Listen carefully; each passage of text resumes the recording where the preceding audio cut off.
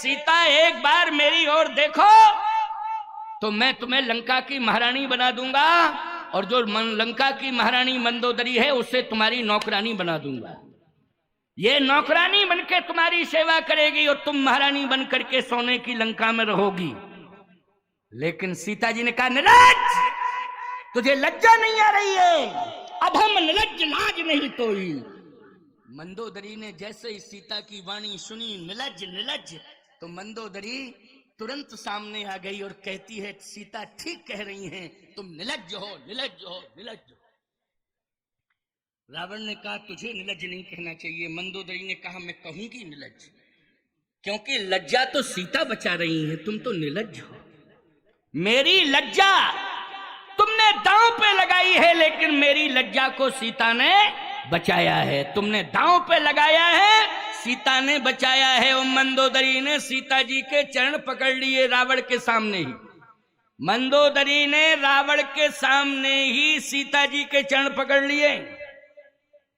जैसे ही सीता जी के चरण पकड़े, रावण कहता, हट हट, क्या कर रही है तू? शत्रु की पत्नी के चरण पकड़े हैं, मेरी पत्नी होते हुए, महारानी होते हुए तो शत्रु की पत्नी के चरण पकड़े हुए हैं। मंदोदरी ने कहा, हट जाओ, अब मैं इन चरणों को छोड़ने वाली नहीं हूं। अब मैं इन चरणों को छोड़ने वाली नहीं हूं। किसके चरण पकड़े हैं मंदोदरी ने रावण के सामने? बोलो, ये अशोक वाटिका की कहानी है। रावण के सामने पकड़े। रावण कहता, हट हट। मंदोदरी ने कहा, नहीं नहीं, अब तुम ही हट जाओ, मेरी नजरों के सामने से हट जाओ। अगर तुम्हारे अंदर ताकत है तो मेरी गर्दन पर कृपाण चला दो। मैं मरने के लिए तैयार हूं, लेकिन सीता के चरण छोड़ने के लिए अब मैं तैयार नहीं हूं। सदा सीता के चरणों को ही पकड़े रहूंगी। मैं मर सकती हूं, लेकिन सीता के चरण नहीं छोड़ सकती हूं। रावण ने कहा, इतनी प्रभावित सीता से तू क्यों हो गई मंदोदरी? मंदोदरी ने कहा, इसलिए कि मैंने सहा है अपमान वाटिका में आज, शायद सहा होगा और किसी नारी ने। ये मंदोदरी कह रही है रावण से, मैं इसलिए प्रभावित हूं जानकी से, सीता से, मैथिली से, इनके चरणों को मैं पकड़े हूं। अब मैं पकड़े ही रहूंगी, इन चरणों को कभी छोड़ूंगी नहीं, क्योंकि मैंने सहा है। अगर तुम दुर्भाग्य को सौभाग्य में बदलना चाहते हो तो आ जाओ, तुम भी चरण पकड़ लो, पकड़ लो। रावण कहता, हट हट हट, मेरे से मत कह। मंदोदरी ने कहा, तो कान खोल करके सुन लो, मैं इनके चरणों को अब छोड़ने वाली नहीं हूं। मैंने सहा है अपमान वाटिका में आज, शायद सहा होगा और किसी नारी ने। सीता को प्राप्त करने के लिए मुझको ही दांव पर लगाया है मेरे पति दुराचारी ने। देखो, पति को क्या कहा? दुराचारी। दांव पे लगाया पति मेरे दुराचारी ने, इसलिए सीता की ऋणी हूं, ऋणी नहीं रावण की। अब तो मैं सीता की सदा सदा के लिए ऋणिया हो गई हूं। अच्छा बोलो भाई, हम लोग परमात्मा के ऋण से कभी ऋण नहीं हो पाएंगे। हो पाएंगे क्या? कहते जरूर हैं माता पिता के ऋण से ऋण नहीं हो सकते हैं। ठीक है, अच्छी बात है, माँ बाप के ऋण से कोई ऋण नहीं हो सकता है, लेकिन पिता के ऋण से तुम ऋण नहीं हो सकते हो तो परम पिता के ऋण से भी ऋण नहीं हो पाओगे प्यारे। उसने जितने उपकार किए हैं उनको तुम कभी चुका नहीं पाओगे। परमात्मा के द्वारा तुम्हें जितना मिला है तुम कैसे वापस लौटा पाओगे? तुम्हारे अंदर ये क्षमता ही नहीं है। इसलिए मंदोदरी कहती है, मैंने सहा है अपमान वाटिका में आज, और शायद सहा होगा और किसी नारी ने सीता को प्राप्त करने के लिए मुझको ही दांव पे लगाया पति मेरे दुराचारी ने। इसलिए सीता किंतु जानकी ने एक बार भी निहारा नहीं, किंतु जानकी ने एक बार भी निहारा नहीं। यत्न तो अनेक किए काम के पुजारी ने।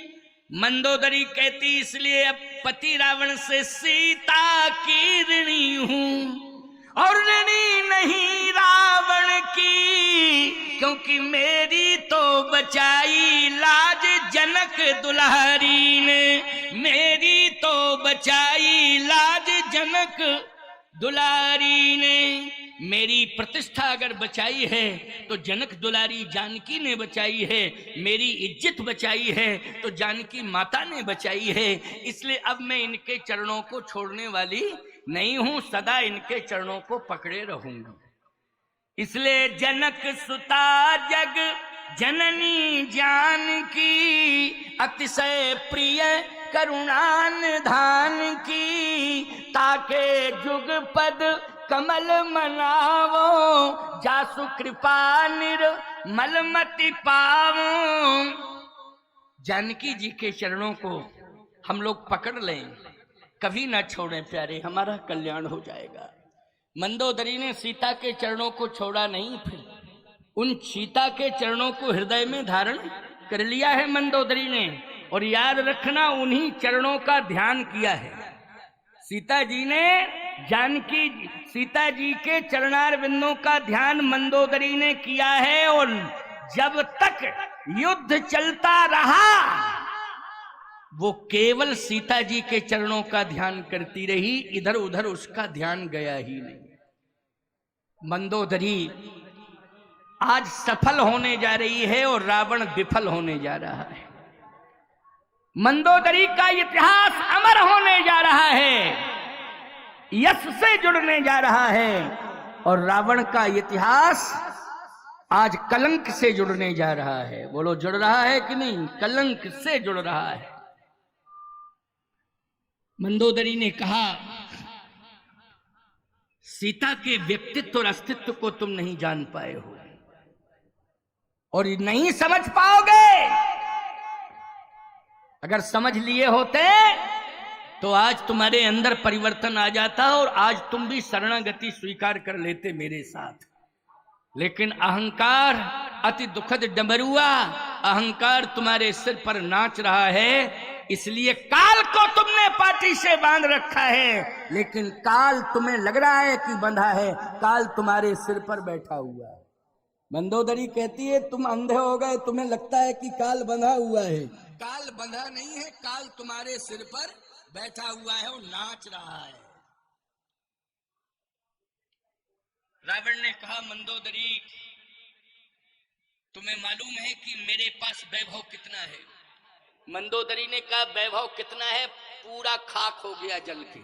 बंदर आया था ना, हनुमान जी ने जला दिया था। बोलो भाई, पूरे सोने की लंका को किसने खाक किया था? हनुमान जी ने पूरी लंका ही जला डाली थी, कुछ बचा ही नहीं था। मंदोदरी ने कहा, सिंधु तरोवा को बनरा, तुम पहल धनु रेख गई न तरी, तुम बारिधि बांधत सो न बंधो, उन बारिधि बांध के बाट करी। मंदोदरी ने कहा कि सिंधु तरो उनको बनरा, बनरा मानी बानर, हनुमान जी के लिए संकेत आया है। हनुमान जी ने पूरा समुद्र लांग दिया, लांगा कि नहीं? यहां, लेकिन तुम रेखा के अंदर नहीं जा पाए। राम इतने कृपालु दयालु हैं कि उन्होंने रातों रात में पुल का निर्माण कर दिया है। इसके बाद भी अंगद को भेजा है समझौता के लिए। इतने दयालु कृपालु हैं। काज हमार तास हित होई, तो रुपशन करो बत गई सोई। लेकिन तुम्हारी बुद्धि में पत्थर पड़ गए हैं, इसलिए समझ में नहीं आ रहा है। मंदोदरी ने कहा कि राम ने पुल का निर्माण कर दिया है, लेकिन तुमने अभी तक पुल का निर्माण समुद्र पर नहीं कर पाया। रावण का अहंकार बोल पड़ा। रावण बोला मटेरियल पूरा रखा हुआ है, लेकिन टाइम नहीं मिला, टाइम की कमी है, इसलिए मंदोदरी पुल नहीं बना पाए, नहीं कभी का बन गया होता। ये तो बिजी लाइफ है, व्यस्त लाइफ है, इसलिए टाइम नहीं मिला, निर्माण नहीं कर पाए। बात ये है। एक बात आपको बता दें, आजकल लोग एक ही शब्द रट लिए हैं, मैं व्यस्त बहुत हूं, मैं व्यस्त बहुत हूं, समय नहीं मिलता है, मैं व्यस्त बहुत हूं। स्वामी विवेकानंद जी महाराज ने कहा है, स्वामी विवेकानंद जी महाराज कहते हैं, जो व्यक्ति बार बार ये कहे मैं व्यस्त हूं, व्यस्त हूं, व्यस्त हूं, व्यस्त हूं, व्यस्त हूं, बस वही अस्त व्यस्त है। विवेकानंद जी ने कहा वो अस्त व्यस्त है जो बार बार व्यस्त व्यस्त व्यस्त व्यस्त व्यस्त व्यस्त बस यही चर्चा करे, इसके अलावा कुछ नहीं। वो व्यस्त नहीं है, वो अस्त व्यस्त है। वो व्यक्ति अपने को व्यस्त ना माने, इसलिए व्यस्त रहना ठीक है, लेकिन अस्त व्यस्त होना ठीक नहीं है। कम से कम विचार करो, थोड़ा समय तो निकालो।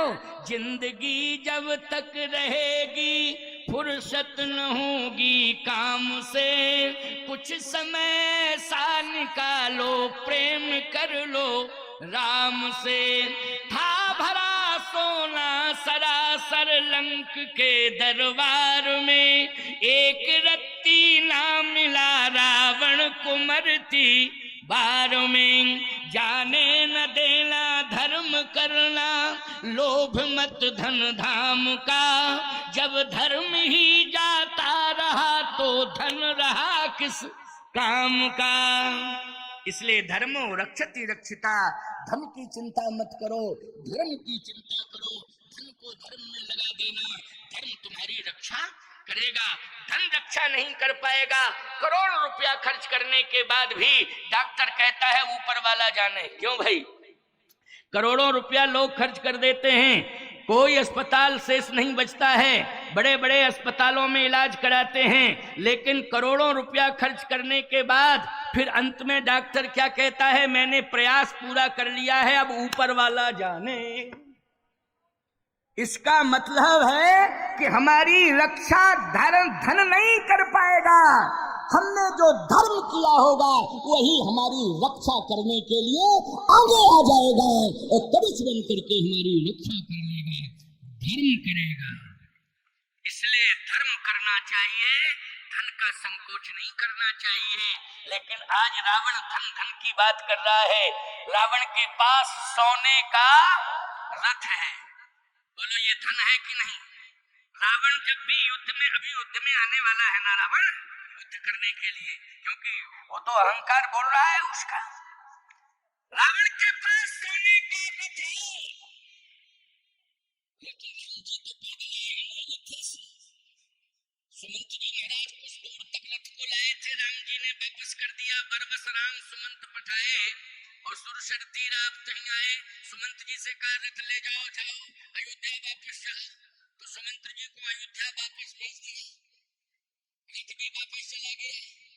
भगवान तो पैदल आए नहीं, निरावरण चला है, पदत्राण भी नहीं है, छाया भी नहीं है, पद नहीं त्राण शीश नहीं छाया। लेकिन रावण के पास सोने का रथ है, सेना है, शस्त्र है, वैभव है, सब कुछ है रावण के पास। लेकिन विजय किसको मिलने जा रही है? बोलो भाई।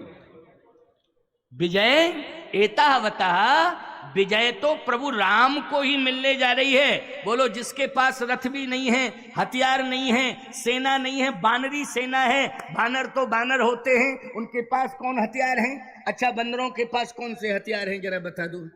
हैं? और बंदर को राइफल पकड़ाओगे तो कैसे चलाएगा वो? अच्छा, चलाएगा भी तो तुम्हें मालूम है कि निशाना उसका कहाँ जाएगा? पता ही नहीं, कोई ठिकाना नहीं, क्योंकि शाखा मृग के बड़ मनसाई, शाखा ते शाखा पर जाई। इसलिए बानरी सेना है। रावण के पास एक एक जग जीत सके ऐसे सुभट निकाय। लेकिन इसके बाद भी विजय किसको मिलने जा रही है? बोलो भाई। विजय श्री राम को मिलने जा रही है ना? रावण के पास सोने का रथ है, रावण सोने के रथ पर बैठकर चला आ रहा है। सोने के रथ पर बैठकर चला रहा है रावण, सामने चला रहा है, चमचमा रहा है सोना, रथ सोने का है। विभीषण जी ने कहा प्रभु ये रावण आ रहा है। भगवान ने कहा आने दो। विभीषण जी ने कहा कि आ रहा है लेकिन रथ सोने का है, सोने के रथ पर बैठकर आ रहा, मानी वैभव का प्रदर्शन कर रहा है। लेकिन आपके पास तो रथ भी नहीं है, इसके पास तो सोने का रथ है। रावण रथी बिरथ रघुबीरा, ओ देख विभीषण भयउ अधीरा। विभीषण जी रोने लगे। ये समय है, बलिहारी जाता हूं इस समय की कि मेरे स्वामी के पास आज रथ नहीं है और मैं भी लंका से पलायन करके आया हूं, लात मार करके रावण ने भगाया है मुझे। मैं भी तो रथ लेके नहीं आया हूं, अगर मैं लंका से रथ लेके आया होता तो कम से कम वही रथ दे देता मैं। क्यों भाई, वही रथ दे देता, क्योंकि लंका में रथों की कमी थोड़ी थी। लेकिन मैं भी तो ऐसे ही चला आया हूं, समय की बलिहारी। विभीषण ने कहा आज ब्रह्मांड आदिपति बिना रथ के है और ये अनाचारी, अत्याचारी, दुराचारी रावण सोने के रथ पर बैठ करके आ रहा है। रावण रथी बिरथी रघुवीरा, और देख विभीषण भयउ अधीरा। विभीषण जी अधीर हो गए, भगवान ने गिरने ही वाले थे धरती पर, भगवान ने संभाल लिया। नहीं नहीं अधीर मत हो, हृदय से लगा लिया, तुम चिंता मत करो। विभीषण ने कहा प्रभु कैसे विजय मिलेगी, क्योंकि बड़े बड़े भट्ट, सुभट, उद्भट, महाभट्ट, दारुण भट्ट चैंपियन चले आ रहे हैं लड़ने के लिए। भगवान ने कहा तुम अधीर मत हो, घबराओ नहीं। विभीषण जी ने कहा एक बात कहूं तो आप अन्यथा मत लेना। क्या? शर्म आनी चाहिए इंद्र को। मैं तो बिना रथ के चला आया, चूंकि लात मार के रावण ने भगाया है मुझे, लेकिन शर्म आनी चाहिए इंद्र को कि आप इंद्र की सत्ता को बचाने के लिए भी वन में आए हैं। क्योंकि ये राक्षस रावण आदि सभी राक्षस स्वर्ग पर कब्जा करना चाहते हैं, लेकिन आप रावण का वध करने के लिए आए तो स्वर्ग की सत्ता सुरक्षित है। इसलिए इंद्र भी अपने को सुरक्षित समझ रहा है कि रावण मर जाएगा तो संकट टल जाएगा। लेकिन इंद्र को शर्म नहीं आ रही है, अयोध्या से रथ नहीं आ सकता है, लेकिन स्वर्ग से तो रथ आ सकता है। इंद्र भेज देता, इंद्र क्यों नहीं भेज रहा? भगवान ने कहा कि मेरी आदत मांगने की नहीं है, मैं अगर मांगूं तो इंद्र एक नहीं रथ ही रथ भेज दे। और रथ की कौन कहे, इंद्र के पास तो मेरे बाप दशरथ हैं, वो उनको भेज दे। क्योंकि राम राम कह राम कह, राम राम कह राम, तन पर है रघुवर बिरह, राव गए सुर धाम। राव मानी दशरथ जी महाराज, राम राम कह के कहां गए हैं? बोले सुरधाम मानी स्वर्ग गए हैं, जहां का स्वामी इंद्र है। अच्छा बोलो दशरथ जी कहां रह रहे हैं इस समय? जल्दी बोलो। स्वर्ग में रह रहे हैं, तो इंद्र के पास रह रहे हैं कि नहीं? तो राम जी ने कहा उसके पास तो इतनी बड़ी ताकत है कि एक रथ नहीं, दो रथ नहीं, तीन रथ नहीं, चार रथ नहीं, पांच रथ नहीं, छह रथ नहीं, सात रथ नहीं, आठ रथ नहीं, 9 रथ नहीं, 10 रथ। इतनी ताकत है उसमें। लेकिन मेरी आदत मांगने की नहीं है, और उसकी आदत है कि कोई मुझसे मांगे। इंद्र की आदत क्या है कि कोई मुझसे मांगे मैं दूं। ऐसे ही वो अपेक्षा कर रहा है कि राम कह तो दे, और उधर देवताओं ने कहा कि आप भेज क्यों नहीं देते हो रथ, भेज दीजिए, क्योंकि युद्ध का समय आ गया है। बिना रथ के युद्ध कैसे होगा? रावण सोने के रथ पर बैठ करके आ रहा है, प्रभु राम के पास रथ नहीं है। हे स्वर्गाधिपति इंद्र, आप रथ को भेज दो। इंद्र कहता है कि मैं रथ तो भेज दूं, लेकिन एक सूचना तो पहुंचा दें कम से कम कि श्रीमान इंद्र जी एक रथ की अवलंब व्यवस्था करें। तो हम एक रथ नहीं, हम तो 2 4 5 भेज दें, 10 भेज दें, रथ ही रथ भेज दें। रथ की यहाँ कमी थोड़ी है, रथ तो बहुत है, लेकिन एक सूचना पहुंचा दे कि श्रीमान इंद्र जी एक रथ की अविलंब व्यवस्था करो। भगवान ने कहा मैं किसी से मांगता नहीं, तू स्वर्ग का राजा है, तो यदि राजा ये कामना करे कि परमात्मा मांगे मुझसे, बोलो ये शर्म की बात होगी कि नहीं होगी? बोलो भाई, राजा ये कहे कि परमात्मा मुझसे मांगे और मैं दूं। अरे तुझे जो भी मिला है राज्य वो परमात्मा ने ही दिया है, और जिसने दिया है वो मांगे, धिक्कार है, धिक्कार है। अच्छा ईमानदारी के साथ बताओ, ये धन तुम्हें मिला है, सम्मान तुम्हें मिला है, वैभव तुम्हें मिला है, इसमें तुम पुरुषार्थ मान रहे हो कि भगवान की कृपा मान रहे हो?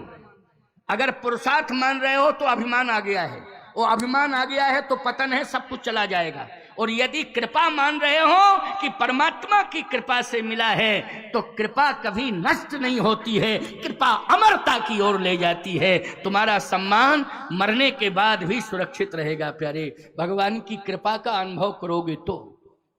इसलिए सुनते जाओ, बड़ा अच्छा प्रसंग है ये, बोलो है कि नहीं? यहाँ भगवान अभिमान दो की लड़ाई हो रही है, अभिमान और भगवान, यानी भगवान अभिमान से लड़ेंगे, अभिमान भगवान से लड़ेगा। और आप जानते हो अभिमान तो पराजित ही होगा, भगवान कहाँ पराजित होने वाले हैं, भगवान तो भगवान ही हैं। लेकिन एक राजा सोचे कि परमात्मा मुझसे मांगे और मैं दूं, तो लानत है, उसकी जिंदगी को धिक्कार है, उसकी बुद्धि को धिक्कार है। भगवान ने कहा मैं नहीं मांगूंगा, लेकिन ऐसी बात नहीं है भगवान मांगते नहीं है, भगवान भक्त से मांगते हैं। भगवान किसी राजा से नहीं मांगते हैं, भगवान पूंजीवादी से नहीं मांगते हैं, भगवान बहुत बड़े बुद्धिमान का अभिमान लिए बैठा उससे नहीं मांगते हैं, भगवान मांगते हैं भक्त से। भक्त से बड़ा भगवान की दृष्टि में कोई होता नहीं है। आप कहोगे महाराज कैसे? बोलो केवट से नाव मांगी कि नहीं मांगी? जल्दी बोलो, बोलो मांगी कि नहीं मांगी? केवट से नाव मांगी,